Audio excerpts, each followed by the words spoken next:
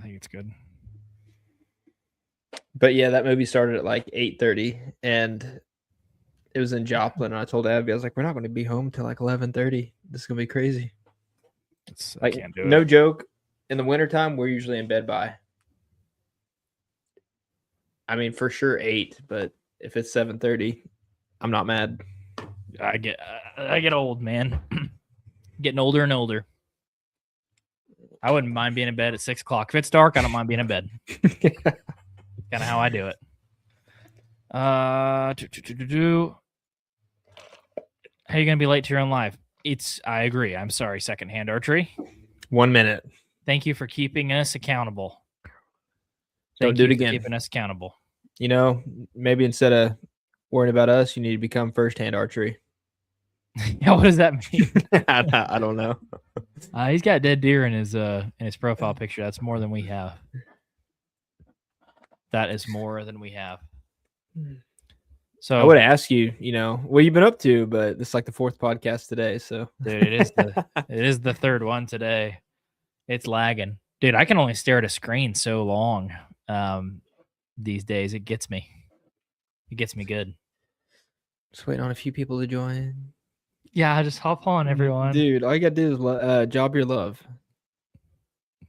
That was so we were in Colorado and I was looking for that one and I found it after that trip and I was like, I finally found it looking for that one. He's like, the best part of that is when the guy goes, wow. Yeah, like gave her affirmation like that was something incredible. Like, man, yeah, I understand. Thanks everybody for jumping on to the lives. We try to do these every Monday at 7 p.m. We definitely will not be doing one next week. We're going to take a break next week in between Christmas and the New Year because I'm not going to be here. You'll probably be in bed at 7 o'clock. So, I mean, shame on us for spending time with family. Exactly. It's the reason for the season, man. So you're going to Colorado. Are you strictly hog hunting the rest of the year? No, like I have corn set out still for like hogs or doe, but I don't plan on there being any bucks. So if like I want one doe before the season ends, that way I can get me some good summer sausage. And other than that, it's like I don't really care. I mean, obviously, if a big buck shows up, that's cool. Won't discriminate on that part, but I really want to shoot some hogs. I know I can. It's just now I got to get out there. What about you? Yeah, it'll be few and far between. Like I said when we were talking earlier, I will definitely be going to Oklahoma for like the last couple of days of season and try to knock down a few does at the least. We still have 5 or 6 coming in every day, so trying to knock a couple of those down, do our part in the doe management trend, but that's probably going to be the extent of it. Let's field a few of these. So if you guys have a topic that you guys want to talk about, just drop it in the comments or a question. We probably are we're not experts about anything, but you feel free to drop a question. Keller Jones said, hello there. Hello. How's it going? Hello, good man. Candy Can said, so no demonstrate, dude, it's a long day. Discrimination on big bucks. There you go. No discrimination. No, not at all. It can be a 6-year-old 160 or it can be a 2-year-old 160. I'd still shoot them both. So no discrimination from me. Call Owen. I know where the piggies are. I bet drop a pin, bub. You little fart. He keeps telling me, he's like, man, we're going to go shoot him. It'll be fun. And I'm still waiting on that phone to ring. So we'll see. There is I really don't think there's a better animal to like get practice bow hunting than pigs. Yeah. I really don't. They're really fun to shoot too. Well, think about it. They can't really see. They're hard hearing. It's like the only thing they got is their nose. I mean, the ones that I get at my grandma's, if I'm sitting in the deer stand and I see them across the way, across like the pecan grove, I'll literally get out of my stand, find the wind, walk around them, and get within like 10 yards of them. And in the open field? Yeah. Yeah. Have you shot someone this year? Mm-hmm. So there was two big ones and then like 12 babies kind of milling around out. Now, granted, this field, they rutted it up so bad they haven't brush dogged it. So like they were just in this little open patch. And granted, the other grass wasn't super tall, maybe like hip high in some areas, but I just kind of went around there and I got within 12 yards of them and uh still shot super right of it. But I hit it. It was just a little bit farther back because my bow, I have it sighted in for contacts. I know it sounds weird, but with my glasses, my anchor point's different on my nose from where my nose touches the string. So with contacts, tip of my nose hits the string, but with glasses, it's to the right. And I forgot about that. And yeah, I shot like I was shooting with my contacts and it hit way right. Did you think you killed the pig? It for sure killed the pig. It's just it ran into the thicket and I heard a lot more and I wasn't about to go traiping through with my bow. You weren't fixing to get the business. No, from the mama pig. If I'd have had like a gun or my 9, I probably would have went in there after him. But I was just like, well, maybe they'll come back out. Hunter Simmons on Instagram said my favorite couple, and then he said neighborhood cat is great practice, is all right practice. Maybe a stray cat. I take a lot of pride that I've never shot someone's dog and I've never shot someone's cat. You've never shot a cat? Never shot a cat. I don't even think I've ever seen a cat in the woods. Oh, like not hunting. I just figure out in general. Never have. Well, Dancing Lobster said, what's the topic for tonight? So we don't come in with any like prearranged topics. We try to just kind of flow with what people are dropping in the chat and just kind of build off that. So we're hanging out. Just hanging out. Gabe Torrey said, what's up, fellas? How is the season going for you so far? Jacoby, how's your season going? Long. A long one. Whitetail season's been kicking my butt, but we had some pretty good success early season, like August, September, so that was fun. Not trying to hang my hat on it, but that was this year, so I will hang my hat on it. Yeah, a sick of blacktail deer is a deer. So killed $2. Just saying. Oh yeah, that my season's pretty much going similar to Jake's. Dustin Huff said, I shot a big button buck this year. Nice. I've done that many times. Shot plenty of button bucks. I mean, especially early days. It looks like a big mature doe. You end up taking a shot. But like that's the thing. If you don't really use your binos or something, and you shoot a doe at like 30 plus yards, sometimes it's a little bit hard to see those little nubs. So yeah, I think it's more common than most people realize. Especially if they come in alone. That's when it's really easy. If they're coming with like a big mama doe, no. But here's a good one just to get all controversial right out the gate. Hunter Simmons said, opinion on crossbow hunters. I think more people should probably crossbow hunt. You think so? I don't know. I really don't care. I think if you have some sort of injury or bum shoulder or whatever, it's like, go for it, because that might be me here in about a few years, maybe, if my shoulders don't get better. But I mean, I don't know. Like, I think there's good and there's bad. I think a lot of people that use crossbows should probably go ahead and use a vertical bow, but I mean, it is what it is. It's a pretty mild take. Come on. No, you gave the mild take, so I can give a controversial take, and people cannot like me. Yeah, good cop, bad cop. Let's hear it.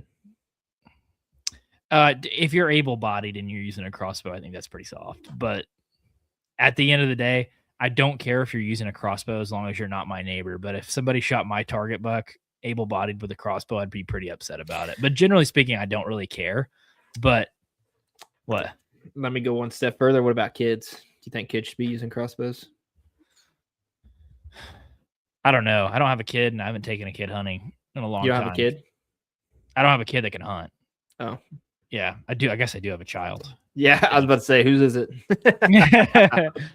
No, I mean, I'm not opposed to him using a crossbow. I think when I see like very young kids shooting giant bucks with a crossbow, there is part of me that gets triggered because I'm like, dude, there's an 8-year-old out there that's killed a 190-inch buck, and I never have. Maybe that's just jealousy of an 8-year-old kid, but I don't know. I'm not a huge fan of crossbows. I don't think anyone that doesn't use one is. Cole Owen said, "Do you guys think pigs play a big factor in holding deer on a property?" I think they do, especially so? if you have very limited timber. I think for sure, but if you have like an abundance of timber, I think they coincide fairly well. But it's just that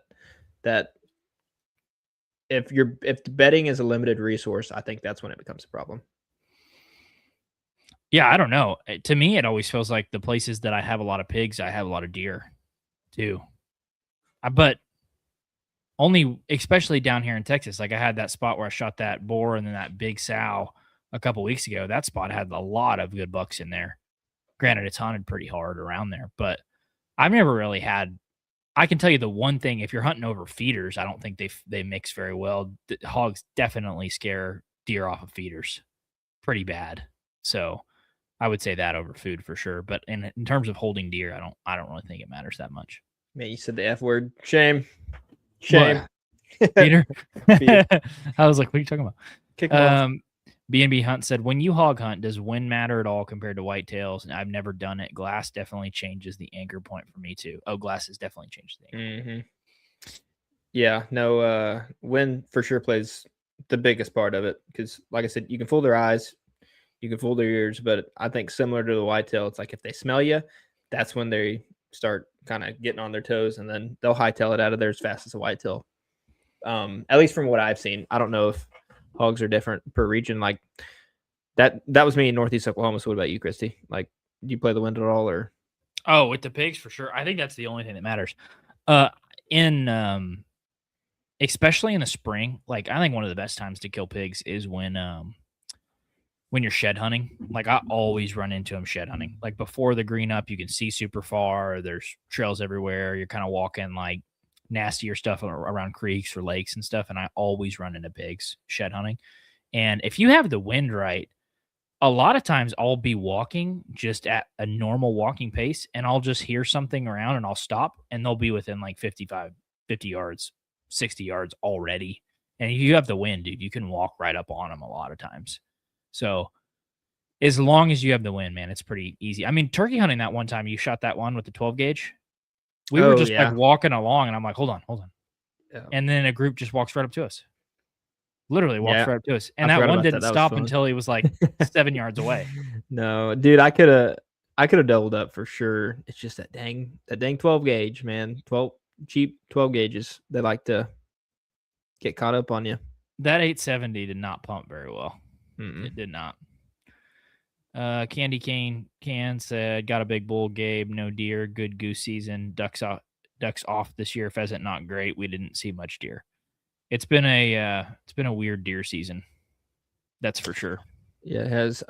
So apparently Dakota the other day over by his house seen a pheasant. Oh. Yeah, that was pretty cool. I've never seen one over here. At least I have not either. Here. And I asked him, I was like, are you sure it ain't like a quail? Like that's not what you're trying to place it as? And he said, he described it. And I was like, yeah, sounds like a pheasant. Yeah. It's pretty cool. Gabe Torrey said, ducks have been weird for us this year, not seeing much like we usually do. Hopefully it'll get better soon with some colder weather. Yeah, it's 80 degrees here and it's almost Christmas. So my hope meter's just gone on the cold. It's just gone, man. Yeah. I mean, gone. If the situations were different, like you had good bedding or good food, you might. It still wouldn't be fun to hunt though. Like when it's 80, bad, it's not. Like it's okay, 80 is a little excessive, but even if it didn't 55, yeah, if it was 55 60. Or something like that, that'd be pretty sweet. Because it's like, all right, listen, no mosquitoes. I can literally hunt in a hoodie, and I'm getting the benefits of this late season food. It's like, yeah, I'd love to be in the woods. Similar to every topic we've been talking about recently, I think I should just probably quit complaining about the weather and just go somewhere where it's cold. I think that's what sounds like you should just move. Yeah, I really hate the heat. It's really annoying. Yeah, I don't know what's up with the ducks this year. Gabe said crossbow unless you're wearing contacts, huh? Just kidding. Happens to the best of us.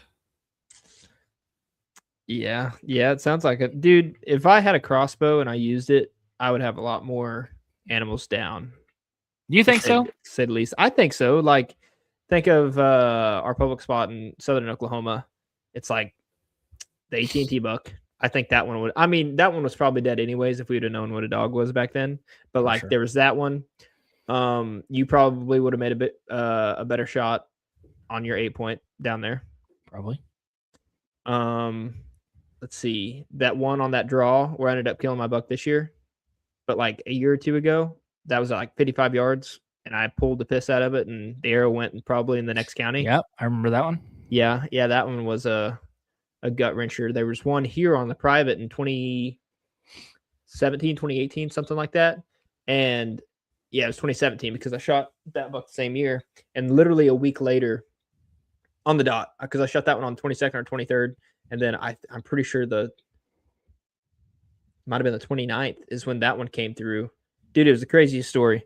I say it's crazy. It wasn't that crazy. I was sitting there on my phone looking, and I see something coming in right here, and I just kind of glance over. This is before I had glasses, right? And I was like, it's just a doe. That's immediately what I thought. It's just probably a doe.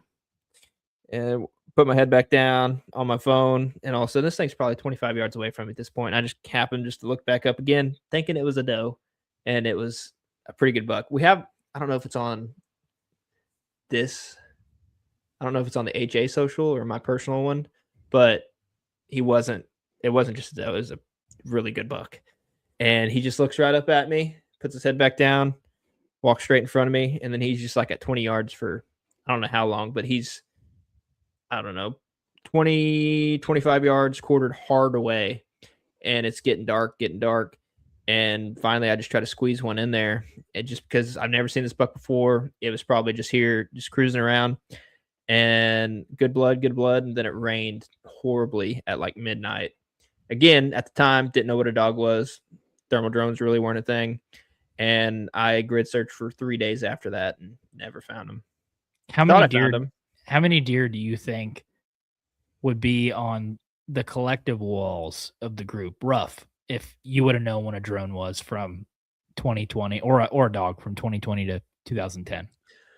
So just quick math. Let's say Carol has a couple. So 2. Let's say you have a couple. Let's say 3. Let's say I have 3. So easily 8. Just not even really thinking about it, probably. There's been several that I'm like, those are dead. I just can't find them. Mm-hmm. And that kind of makes me sick now with the dog and everything that you just find them. So yeah, it sucks. Good fatal shots. It's just like you run out of blood, and sometimes you don't even run out of blood. You just get taken through these tall grass patches. Dude, tracking in grass is the hardest, especially stuff that's like nipple high, chin high, and it's just like you're looking through and you're like, oh, well, it kind of veers off this way, but then it veers off 3 different ways, and you're just like, you don't know because the blood's so hard to find in there. Yeah. Candy Cane said, hot take, it's way easier to bow hunt than use a rifle. All right. I don't know what alternate reality you live in. I'm going to say false. Hunter Simmons on Insta said, whose idea was it to start the podcast? That was Jake's idea. Christoph. Grady Higginbottom said, good looking stash, Christy. I don't have a stash, but I think it just my stash grows faster than the rest of my face, so it probably looks like I have one. No, this is just my face. Samuel Crabtree said, could I get some advice? There is a 140s 9-point that is in the thickest part of our farm, and he's right on the property line. How should I go about hunting him? No, thanks. Next question. I'm just kidding. What do you think? The thickest part of our farm, and he's right on the property line. How should I go about hunting him? So if you're hunting him right now, definitely some sort of food source. I don't know if you said farm, so I'm assuming maybe you're in ag country. If you have beans, cut corn, winter wheat, some sort of late season food source, maybe you have a feeder if you're southern hunting. You could definitely hunt him coming out of that thickest part of your farm, even if it's on the property line. But I also don't know like what direction he's naturally going. But I would say this part of the year where there's no leaves on the trees, it's going to be pretty tough to access. Um, Probably stick to hunting him in the evenings, but that's you got to hunt him going to and fro somewhere, especially this part of the year. So depends where the food is right now, but you definitely got a shot at him still if Yeah, I he's would still think on you you. need to, regardless if you have food, outside of that super thick stuff. I think you still need to be in the thicket because you got to think about the point in the season you're at too, like the pressure. I don't know where you're from, but if you're in Texas, you got a 2 month long gun season. If you're in Oklahoma, we're fresh off of a gun season, so you got to think about that. Like all the bucks that we've had on camera, at least here in Oklahoma, they're pretty nocturnal when it comes to walking around those edges of those fields. So take that into consideration. I would probably be in the timber. That's probably where they feel safest. But again, I don't know how big of a piece that is, and you don't want to go blowing them out right before season closes. So Yeah, you said right on the property line. That makes me think that he's going from your timber into the neighbors. Maybe they have food. So if that's the case, he said he's hitting the late acorns and he beds on the neighbors. Okay, cool. Well, if he's bedding on the neighbors, then I'd say get in the acorns that he's headed to and feeding in the afternoon. That's probably I don't know when your season ends or what state you're in, but here before too long, it's kind of time to risk it for the biscuit all the way because he's probably going to make it the rest of the year unless you have a late gun season. So that's a big old buck. yeah, this is a good one. Say his name.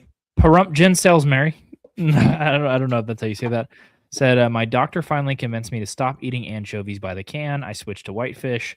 I have more energy. She also suggested I watch less 90 Day Fiance. Stress. So I'm here.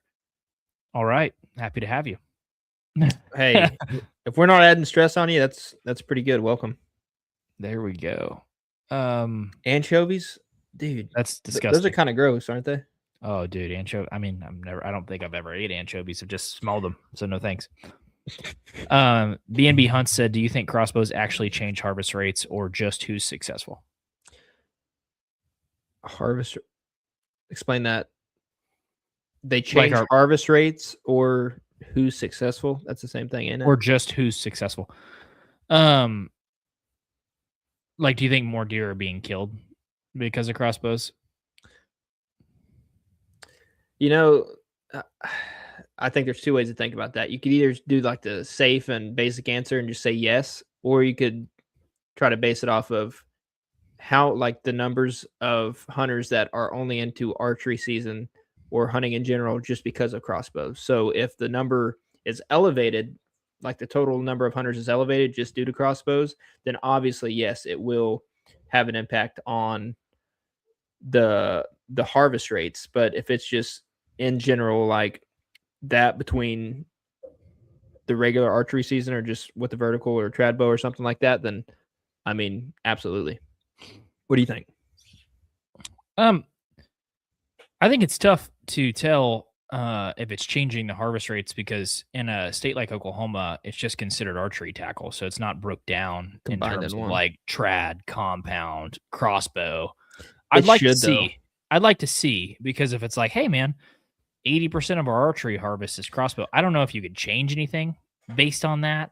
If you're harvesting the amount of deer that they want, because the state's probably just focused on the number of deer that are being harvested, the number hitting their doe goals, the right mix of buck to does. I think we should be managing for a well balanced age class or a quality of the herd. Each if 50% are 1 year olds, maybe 30% are 2 year olds, 20% are three, like that. But according to the studies or the reports, Oklahoma has more mature bucks killed than 1 or 2 year olds,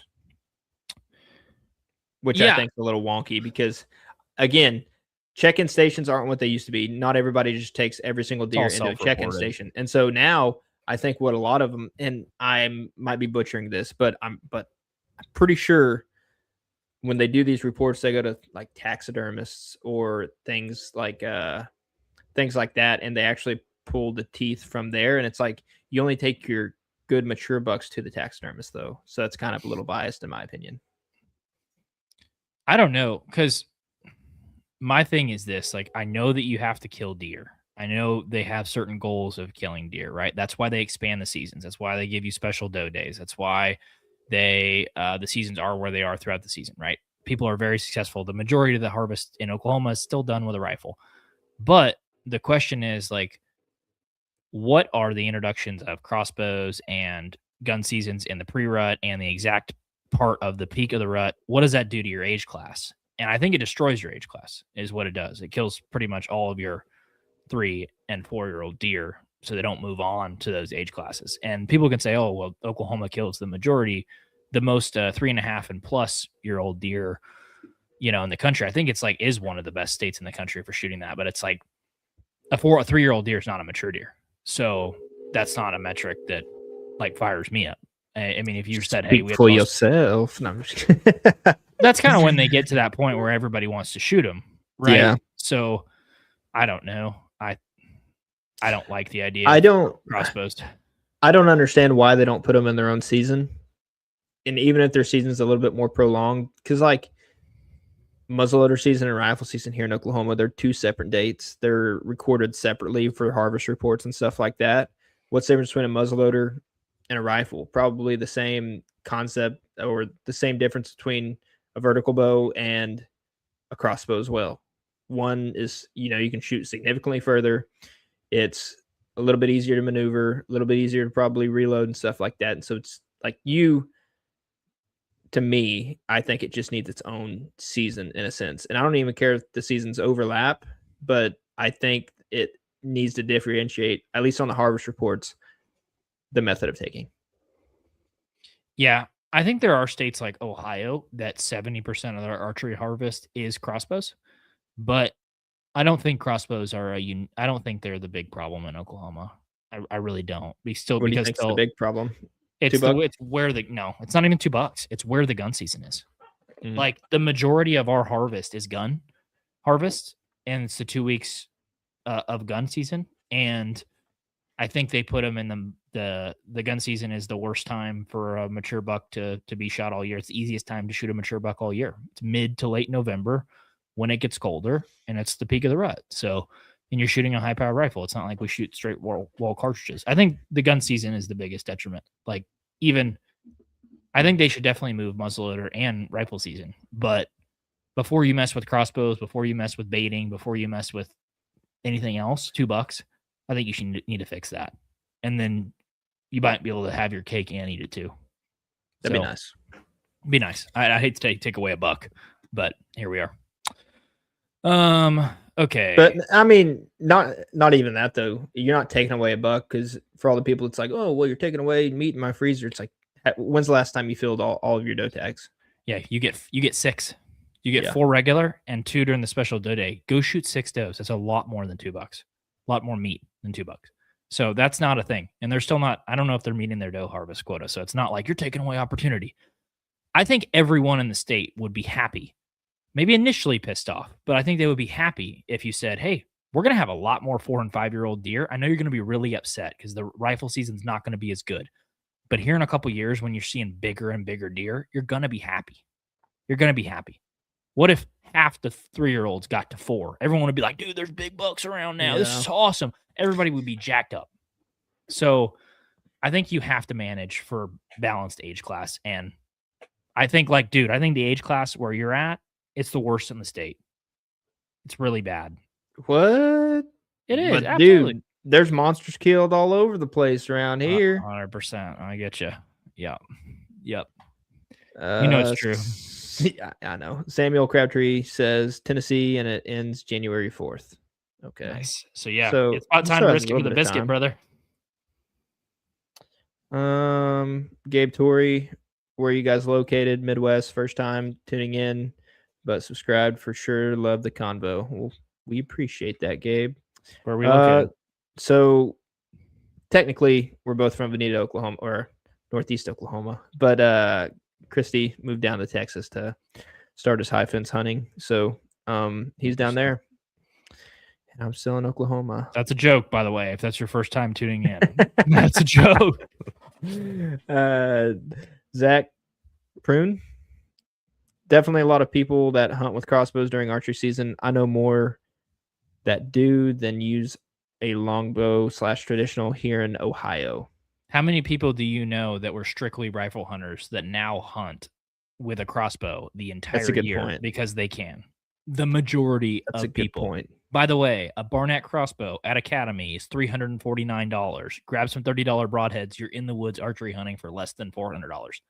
I think that's cool, but we got to ask ourselves, what is that doing? It's bringing way more pressure on deer that would typically only get smacked during muzzleloader and the rifle season. So liberalization of seasons and weapons and technology and everything else wipes out your age class. And if you're cool shooting these every day, that's cool. I just would prefer to keep moving up the totem pole. Oops. We double click. Go ahead. Sam Crabtree said, I think they go more to processors. Yeah, he's talking about the the agent and all that stuff. Yeah. I mean, I just don't see how they.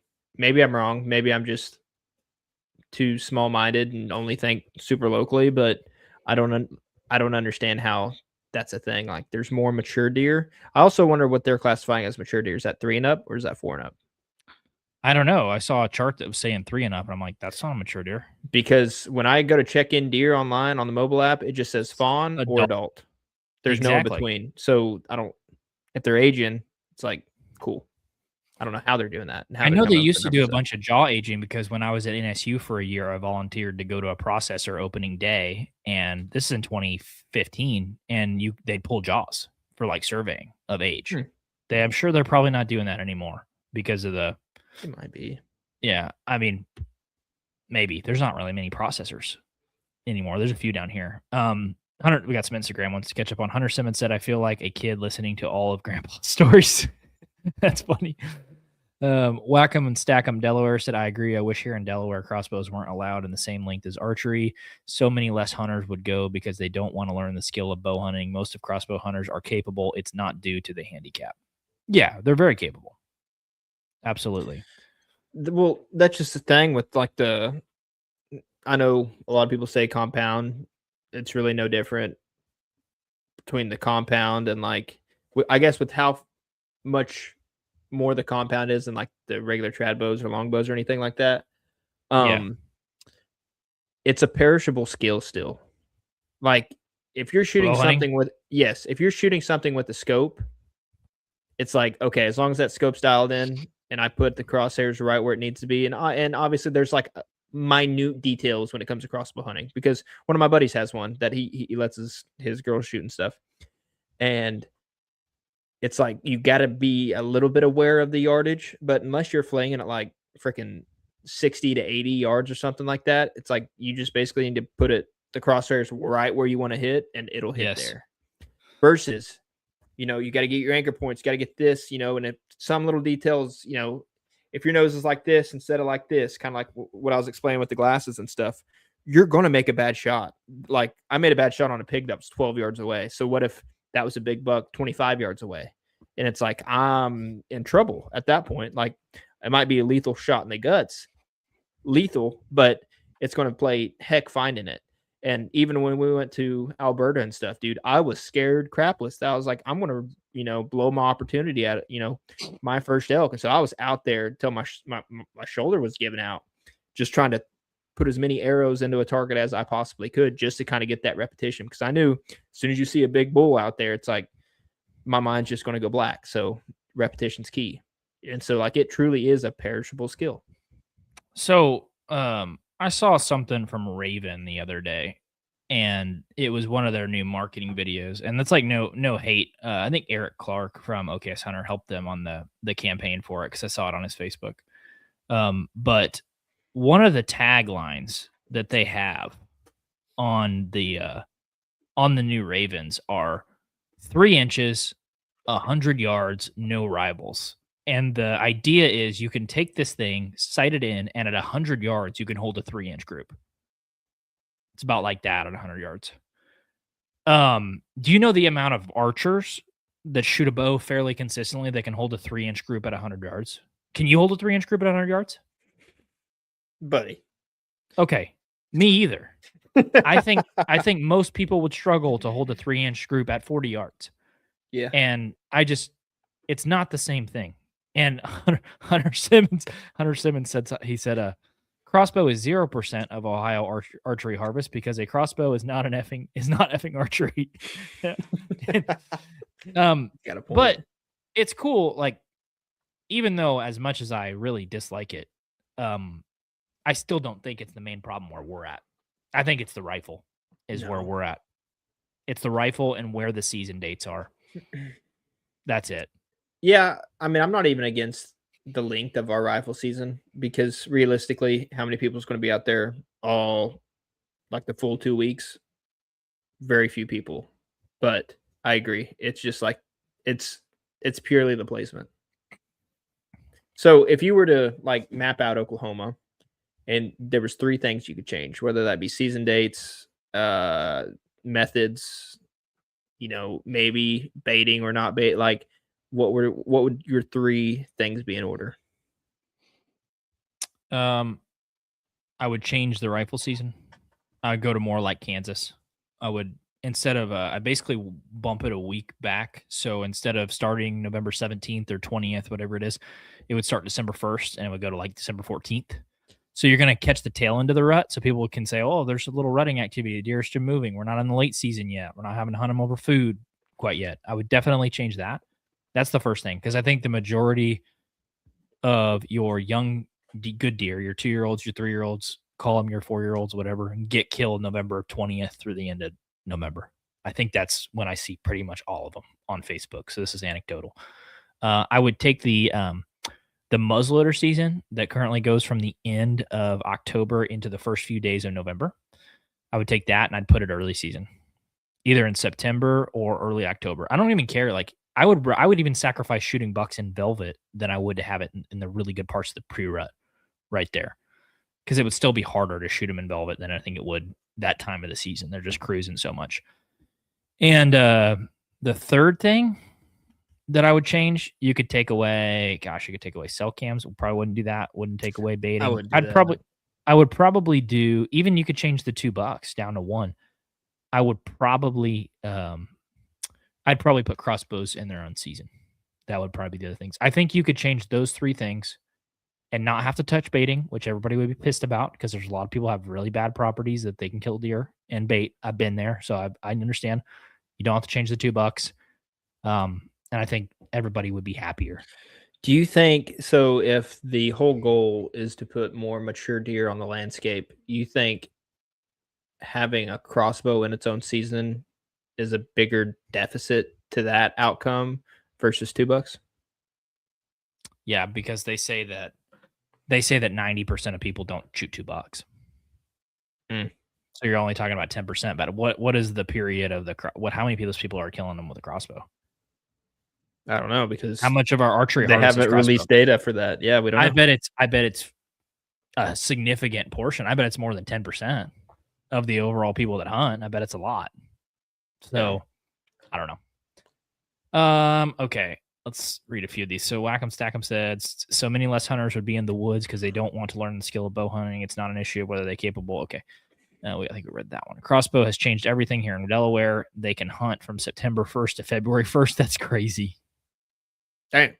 That is crazy. Rand K. Andrews said no more check stations around in VA. All online. Crossbow hunting sucks for regular archery season. I agree. Whack and Stack'em said, and the speed of crossbows and the distance they can attempt and be comfortable versus the ethical shots taken by most bow hunters. Yeah, I agree with that. Okay, Zach. So true. Zach said, evening fellers, I have a question in regards to where deer/bucks are in their winter range versus the summer here in the South. For example, where I find sheds in the spring, would that be where I could find bucks in the winter/bedding areas? So where we find bucks during the summer, those same bucks are usually, at least during season, in our opinion, those bucks are on our neighbor's tailgate on Facebook. So yeah, you're not wrong there. No, but What's your input on that, Christy? Do you think they kind of fall back into their summer range? Where would I find sheds in the spring? Would that be where I could find bucks in the winter? I think those are pretty similar. Yeah, like just I only shed hunt in bedding areas pretty much. Like we don't have like really good late season food or big winter wheat plots or cut corn around any of the places, public or private, that we hunt. So the places that we're targeting for sheds and like summer ranges is going to be the same. It's going to be like really good bedding areas, like for me. So it Maybe shed doesn't. hunting, but when it comes to like his first comment right here, where the ranges from like winter range to summer, Yeah, I think those are different just because you got to think about pressure wise. In the summertime, what do we see on public? Where do we hang cameras? That's the easily accessible travel routes. So that could be old two tracks that the biologist makes, or old abandoned roads. That's where they like to be. They'll be there all hours of the day during summer, no matter how hot it is, and daylight. And the big giants will be too, just because they'd rather walk that than head high grass or up and down, this one ridge or whatever. That's just the easiest way to go. But now in the wintertime, they've had the whole season behind them, probably got schizophrenia at this point. Some people are still going through a rifle season. And so have all this pressure, I don't think they're really going to be in the same areas, so to speak, as they did when no one's in the woods, no one's scouting yet, and they've had months to kind of recoup and recover. And plus, during the summer, the four are just so much more readily available. It's like they don't really have to move a lot either. So I don't know. All that said and done, I think they differ, but it probably, again, just like with hunting, I feel like it's all dependent. he said like when I'm scouting, I have a hard time finding their bedding. Yeah, I sometimes bedding's not nearly as defined, or like it's not like segmented into this area.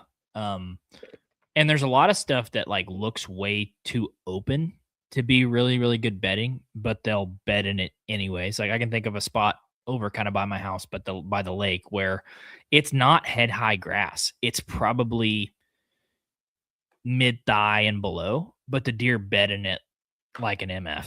Everything in their world is basically 3.5 feet below. So it doesn't have to be the thickest, nastiest briars. Like sometimes they'll bed in the open. Like, so I understand what you're saying, because I think I have a good idea, Zach, of the kind of stuff that you're talking about, like the type of place you're hunting on the public and stuff. So yeah, it can be pretty difficult, especially when people are walking through it all. So they just bed different spots all the time. That's a problem. Michigan Harvester said, "What up, y'all? How has it been going using that bow mounted decoy?" So I've used it a couple times or a few times. Shot underneath the doe with it, and she let me draw back at like on the ground at 20 yards. That was awesome. Apart from that, used it a bunch during the rut. Never rattled anything in. Never really had a good opportunity to shoot something off of it. So it's going. It's not for lack of trying, but I just never had. I'm working for 225 on the spots that I'm hunting, so it's been tough. Here's a good one for you. Are you guys for or against one buck in Oklahoma? That's tough. I like $2, but I think if you're going after maturity and you're wanting to raise the bar, I think a $1 is kind of a necessity, especially with how, I guess, you got to think. I feel like it's getting harder and harder to find mature deer, and the people we talk to have on our podcast and stuff. It's a pretty common theme that those big, 160s, 170s, and up, and sometimes even 150s. It's like, dude, they're getting harder and harder to come by. I forget the guy's name, the thermal drone guy that was on our podcast, and he made his whole podcast tour. Oh, deer research, whitetail deer Yes. research. Well, Whitetail research. he talks about it. I think you sent me a podcast today of he flew over. It wasn't him. That was a different guy. Oh, was it? It was a thermal guy though. Jack Hudson, I think is this guy. Yeah, but same thing. It's like very good cream of the crop, something you'd walk into as a hunter and be like, oh, this is going to be dynamite. If you fly a drone over there, it's like, how many big racked bucks are there? And it's like pretty few, if any. So I think with all that said and done, it's like, I think we would benefit more from a $1, but selfishly, I do like $2, even though I hardly ever feel that second buck tag. So I like $1 for the simple idea that people shoot one to gamble and they shoot one for a trophy. Like they shoot one just hoping it's bigger than it is, and then they shoot one or they hold out for one that's really exciting. So I don't like that aspect of it. I think it makes people inherently less picky on what they're going to shoot. I think there's 3, 4, 5 things you could change before going to a $1. But if you changed all those things and you still weren't getting the level of maturity out of the herd or like a balanced age structure, I think you could ultimately go to a $1. But if it is true that 90% of people are not shooting $2, then it kind of seems like against the point. I think we just need to protect the bucks that we already have and get them to older age classes by making it harder to shoot them with a gun. I think that would be a bigger thing than a $1. And I think everybody would be happy. It's like, hey, you can still shoot both your bucks with a gun. Let's just make it harder to shoot them with the gun. You can still get $2. Here's the thing. I think for the most part, people are going to have a hard time. I think the average person is going to have a hard time with something called delayed gratification, right? Social media, everything around here, everybody wants that immediate success, the immediate dopamine. And whenever you say, hey, I'm going to take away, sticky line there too, and it's completely off topic. If you go to take away, if we put legal limitations on something, it's like, how much further will they go? Some people view it as like a way for, the government to really collapse our rights. And it's like, I don't want to think that deep for the sake of this conversation, if you get what I'm saying. Yeah. But I feel like just in general, people are going to have a problem with that delayed gratification. So I think you almost have to do it in spite of what a lot of people like for their own good, if that makes sense. Super hairy, a lot of different ways that people could get wigged out by that, but I think it would be for the best. I think the question is too, do we want more mature bucks? And if the answer to that, no, I'm being serious. Like, do we want them at the cost of opportunity? Like, are people willing to do that? Because it's going to cost you opportunity to get them to mature. You can't have your cake and eat it too. You can't have both. You can't shoot them and then be alive for next year to you get just bigger. need a couple thousand acres. Yeah. Nobody has. But I think the question is, like, is it good to have a balanced age structure? Yeah. Well, do we need to protect bucks to get them to maturity? Probably. I think it would be a thing where you'd have very bad initial response to it. And then 3 to 5 years down the road, everyone would be like, oh my God, I'm seeing such bigger deer. Like the deer are bigger. Yes, they are, because they're getting older. Starving Pixels. Good to see 2 LGBT streamers. I don't know who that is. Large giant buck twiddlers. Yeah, 100%. Yeah, it's real funny. You had that. It probably took you 0.2 seconds to find those flags. So what's that say about you? Did you have those on your favorites? Yeah. He already had those on his recents. So we'll just leave it at that. I got a couple over here on Instagram. We should roll through. There's some stacking up. So Country Christian said, bring $2 to Ohio, please. Hunter Simmons said, I would be so pissed if Ohio went to a $2 state. Everyone, including myself, already shoots 2.5-year-old bucks. Imagine if you had $2 and could shoot a real small deer and still have your tag. And he said, mostly because we have one of the highest numbers of out-of-state hunters, change the pricing for out-of-state, keep more deer for Ohio hunters. We're the top 5 deer state and the cheapest out-of-state tags. And he replied, exactly. So let's change that first so more Ohio deer can be taken by Ohio hunters. It's not a bad ordeal to protect the residents. No. Hunter said, maybe I think everyone should be able to enjoy it, but not Indiana and Kentucky coming here when they're so cheap, and both those states are outrageous. And he said, I like the idea of only having one of the $2 could be taken with a firearm. That's something you could do in Oklahoma as well. Say you can shoot $2, but only one of them's with a gun, whether it's a muzzleloader or a rifle. You don't get to go shoot one in October with a gun and then in November shoot one with a gun too. It's too much. It's not. It's black powder. It's whack. Is what it is. This is my opinion, by the way. You don't have to agree. This is my opinion. And if you don't agree, let us know in the comments how much of an idiot Christian is. So moving on. You got any more on Insta? No, go ahead. Zach says, a guy told me the other day to rattle for buck still. Surely not, right? I don't know about rattling. Probably keep a grunt tube in your back pocket, but I don't know, man. I just feel like could be different down there. I would assume not. That's I don't probably think so. a more your take, Christy. You're in I don't Texas. I don't think so. I think Zach's in North Texas too, so he's Mhm. gonna be even closer to you.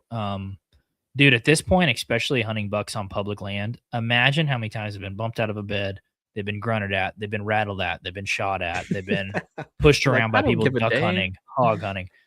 Dude, I don't think so, but never say never. Somebody probably rattled one up and stuck him because he was in the right mood, but I wouldn't. That's just me. Swade Paxton, here in southeast Oklahoma, I see no shortage of big mature deer. I think it should be certain zones. So I assume certain zones for 1 to 2 buck limit. Um, we've talked about that, kind of like they Yeah, Oklahoma does with turkey, like they have 1 2 bird counties. yeah. Wouldn't be bad for Oklahoma. I think in like if you're a biologist for your area, or that doesn't make sense. Oh, I've got an idea about the zone thing. Go ahead. So you make it by county. You say you can only shoot one buck in each county, right? So it would force people to go to different places to hunt and not overhunt their places. But here's another thing: you say, well, what about people that have 1,000 acres and they don't have enough people to come and shoot all their mature bucks that they need to shoot or their culls or whatever? Well, you can manage it like a DMAP program. So it's like a deer managed something. It's in Texas. Basically, they do AP, it. yeah. They looked about it. They look at it. What'd you say? You said deer managed, and I said, yeah, AP, 100%. DMAP. Yep. Old Anyways, DMAP. Um, you manage it on an individual property basis, and you could have like a private lands biologist from the state come out and say, hey, everyone here can shoot one buck, obviously, but we're going to give you an additional 3 buck tags so you can help manage the bucks on this particular piece of property. And so you could do it like that, but that's not most people's situation. Most people are in very segmented pieces of land, yep. hunting very pressured deer, and you shouldn't be shooting 3, 4, 5, 6 bucks off of 40 acres. It's not good for the resource at any age class, whether they're 1.5 or 5.5, right? I mean, there's spots that we shoot multiple bucks off of over 100 acres, and there's times where I'm like, I don't think that's right. Like, you know what I mean? So this isn't Mhm. just something I'm like looking at other people and saying you should. I'm like, this is something I tell myself. I'm like, should I be shooting? Should 2 people be taking a buck off this place? Like, I think about that every year, and it it's just something to consider. You have to do what's best for the resource, not what's best for us. Those two things are very rarely the same thing. Michigan Harvester, what's y'all's favorite snack/drink for all day sits during the rut? Yeah, Well, what's yours, Jake? I'm up like 15 pounds since the start of the season. So I'm gonna say a Bang energy drink and favorite snack. A Bang energy drink and then gas station Crispitos. That combination Oh slaps God. harder than Get Out. Do you have a washing machine for a stomach, dude? That's Dude, that's Crispitos, brutal. I can tear them up. What's yours? Snack? Favorite snack? Probably salad, This light shut on the up. dressing. This last year I got really back into like the simple stuff. So like peanut butter and like cheese crackers.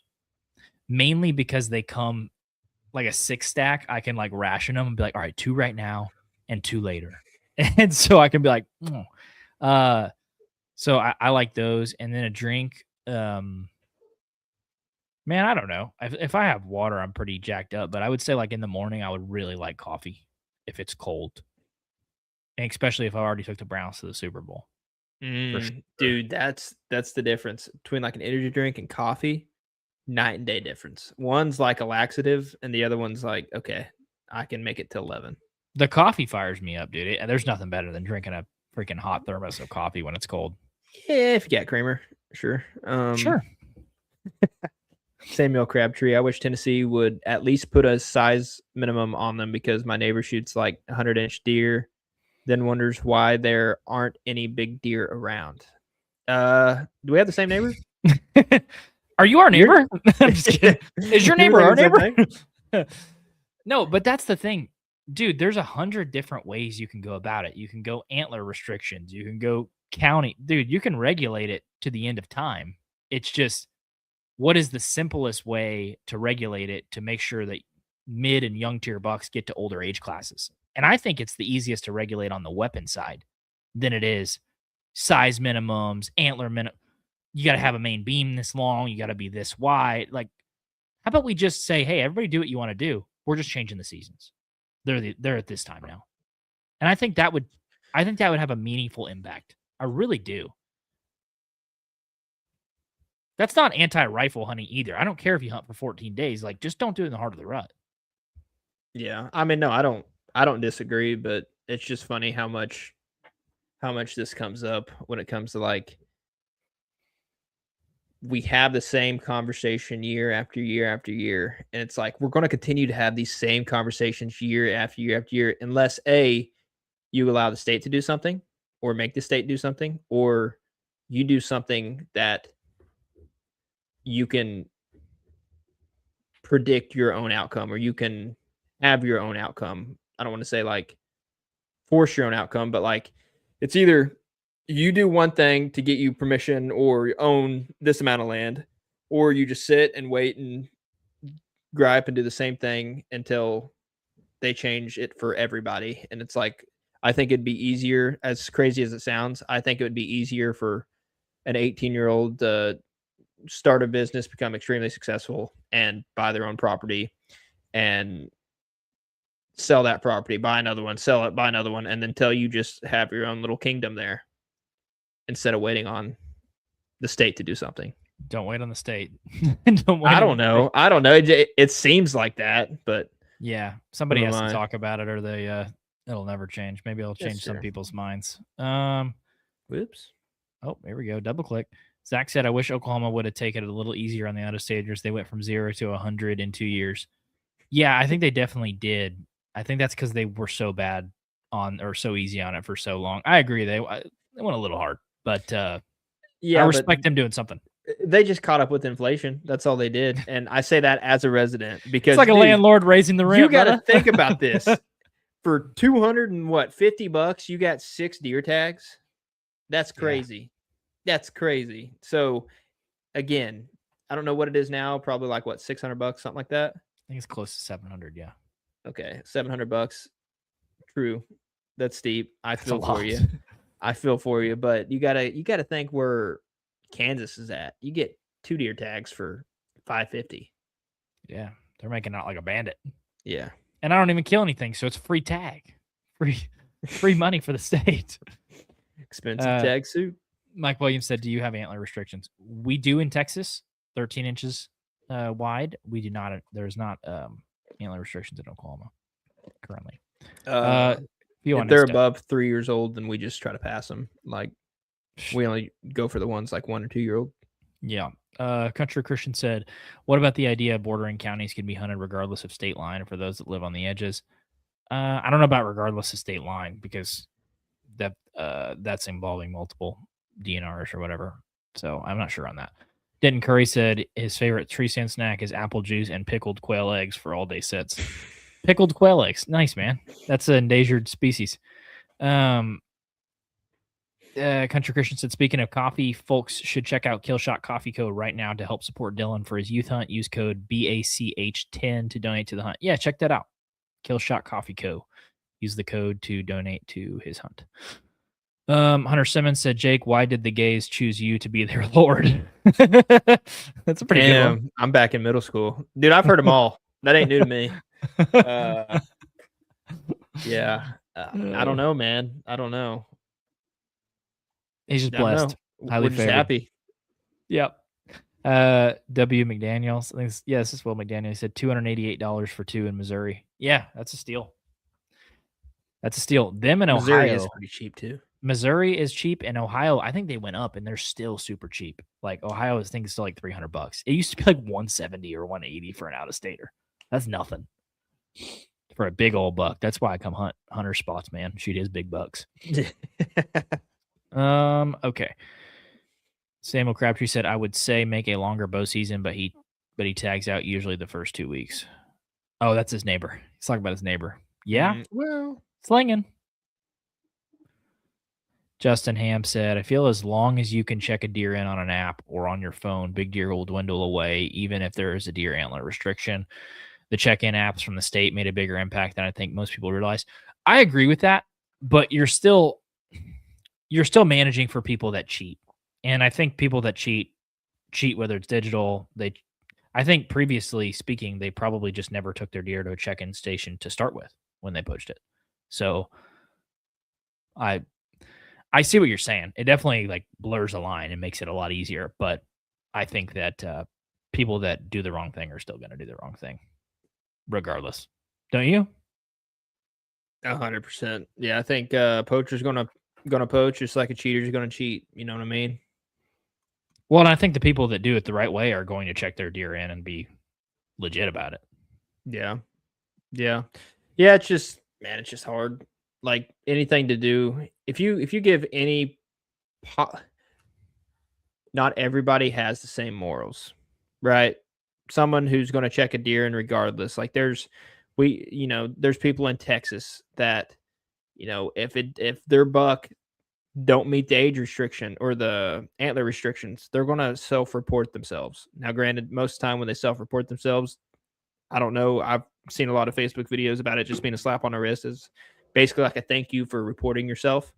But then not every people just got to understand not everybody's like you. Okay, there's going to be people that just think it's just fun to shoot stuff. I mean, that's what they thought about the buffalo whenever they were in Oklahoma in abundance. It's like, no, they're just fun to shoot. That's the way people view deer too. Not everybody's life revolves around it like it does us. So it sucks, but I don't think it'll change. Hunter said, Ohio does not have good deer. Don't come here. Yeah, 100%. Okay, I'll just write that down. Yeah. If you take me on a good hunt, Hunter, I won't tell anybody else about it. Here's a good one. Zach, go ahead.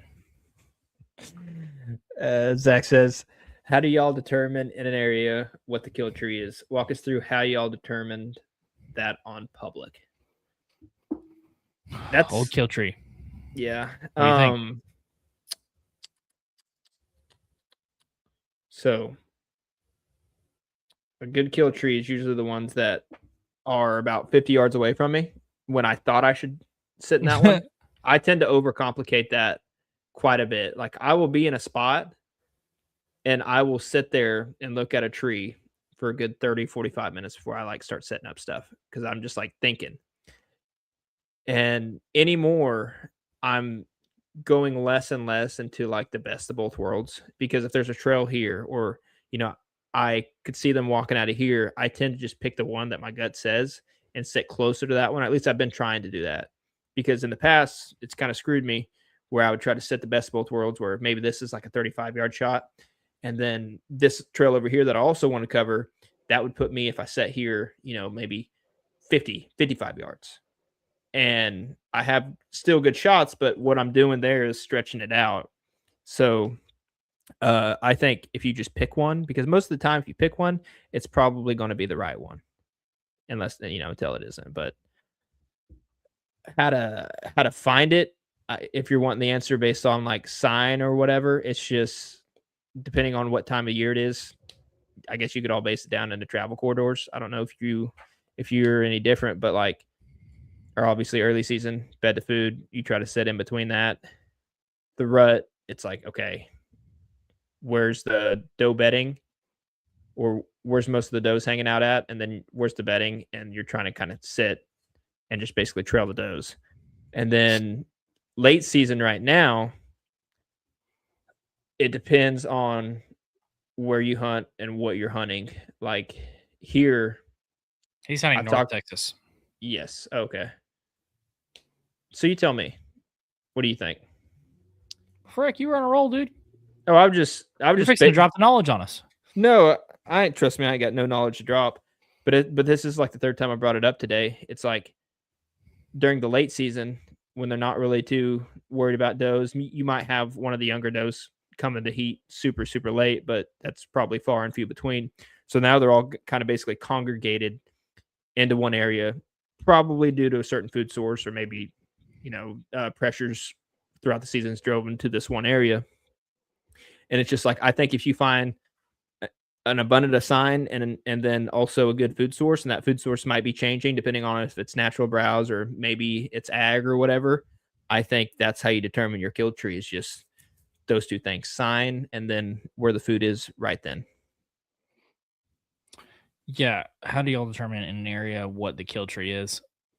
I'm not a super like sit back, contemplate, think about it for 2 hours type of person. I think that if you count the number of trees that a deer walks by in a single day, it's hundreds of different trees. So you could kill that deer in a lot of different places. But the kill tree for me is like just the tree that gives me the best shot advantage from where I absolutely think they're going to be. Maybe something that's got good back cover or front cover, not in pines because like everything's bad in a pine. I mean a pine should not be a kill tree, but it has to be at some point. So, man, I would just say something off a travel corridor or off of a trail that is it within bow range or something that you can if you're saddle hunting something that is in between you and the deer that you can kind of lean out to the side or around on. But I don't overcomplicate the kill tree stuff because I really do think there's a lot of different trees that you can kill a deer in. Do you also think you need to be elevated? No, not necessarily. I mean, I'm just adding to your broad answer, but whatever. Well, you asked, so he asked. Sorry. That's yeah. Sorry, Zach. I'll help you. So looking for anything that helps prior to January 4th. Let's go hunting together, and that way, when someone walks underneath us on public, we'll have someone to get mad and talk about it together. So Zach's been hunting a bunch on public, and I think he's chasing a couple good bucks, but he's been running into people like every time. Okay, Hunter said, would you rather never shoot a deer again or never do your husbandly duties again? Is he talking about coitus? I think so. Biologically, I don't know if you could never do the second one again.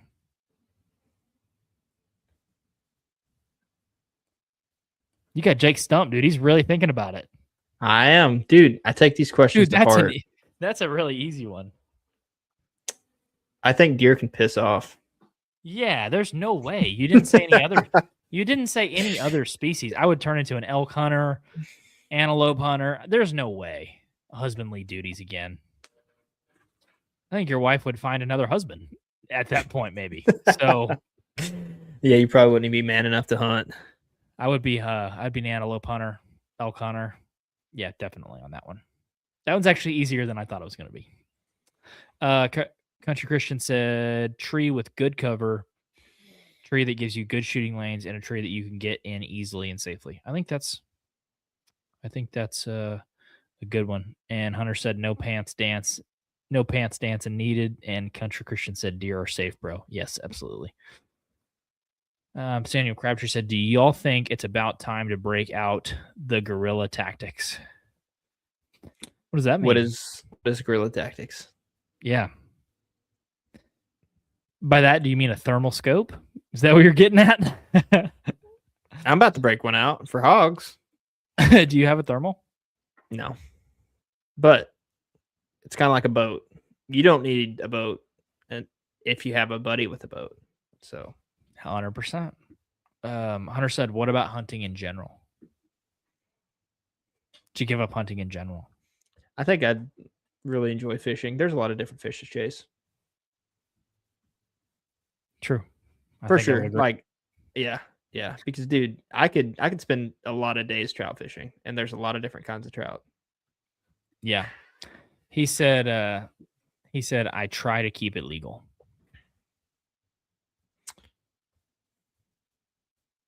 The guerrilla tactics. Yeah. Do you all think it's about time to break out the guerrilla tactics? I try to keep it legal.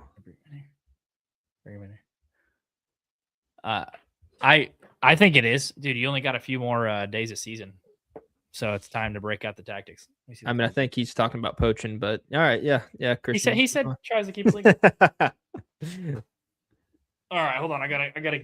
This is the guest of the podcast. What's up? Oh, I guess he can't hear. Yeah, he can't. This is Caldine. He's looking at the deer in here. He just got back. He was asleep about 30 seconds ago, so he's probably super upset about it. You want to say something? The live people? Okay. Alrighty. See you later, Bubby. Good night. Yes, it's time to go for broke, if that's what you mean, Samuel. Gorilla Tactics going back to husbandly duties. He said, how old? Adorable. 10 months old. Future 200-inch deer slayer. Dude, if he does that, he's going to find a new home. He can't do that before me. That's ridiculous. It's just like his dad, 200 inches a year. That's 200 inches. You didn't say how many, bub. Yeah. You break that over 3 years, then, I've already killed 200 inches. Incher. $5 equal 200. Well, what do you think? Good place to wrap?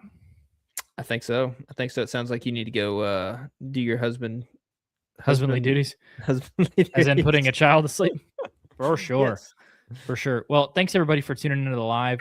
We're trying to do these every Monday, especially now that we're out of the kind of the hunt talk realm where we used to release those every Friday.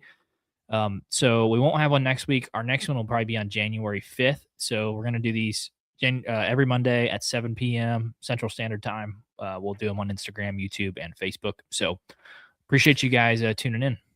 I hope everybody has a Merry Christmas. Keep in mind the reason for the season. Jesus Christ is King. He's Lord. He is Lord. And just hope everybody has a good time with their family. And we'll see you on the next one. Yeah, we'll have a guest episode coming out next Monday on the 29th. And then see you guys next year. Jesus loves you. Bye.